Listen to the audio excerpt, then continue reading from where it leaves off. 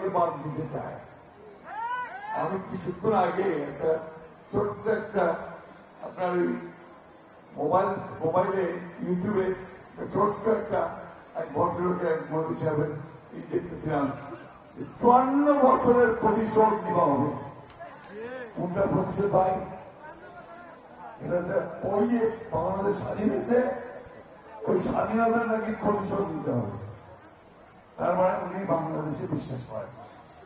এটা তো সত্য, এটা বাংলাদেশ। আমরা যে লড়াই করেছি, যুদ্ধ করেছি, ঠিক না? তারপর ওই কথা বলা মনে হচ্ছে বাংলাদেশকে অস্বীকার করে।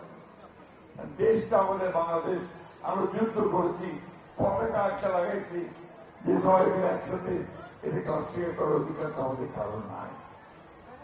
বন্ধুগণ, আমি এই কথাগুলো বলছি এই জন্য যে একটা দল আজকে একটু জোরে সরে বাংলাদেশে প্রচার করতে যায়, তারাই একমাত্র দেশপ্রেমিক দল, তাই একমাত্র সৎ দল, তাই একমাত্র সঠিক দল।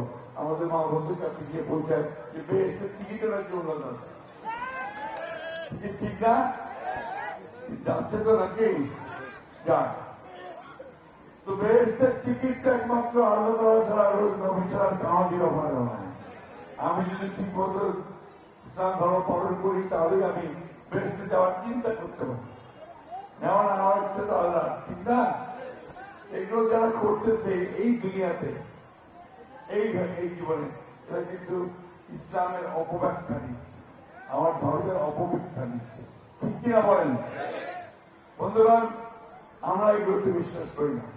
আমরা মনে করি যে আমার কর্মেই হবে আমার বেহেশত, আমার কাজের মধ্যে নিয়ে আমি বেহেশতে যাবো অথবা যাবো না, তাই না?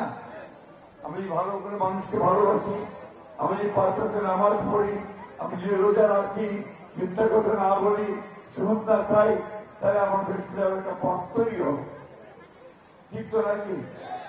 কিন্তু ওই জামাত ইসলামের টিকিট কাটিলে বেহেশতে যাওয়া পারিবে, নাহলে বেহেশতে যাওয়া পারিবে নি, এদিকে আল্লাহ তাআলা কই ব্যাপারে?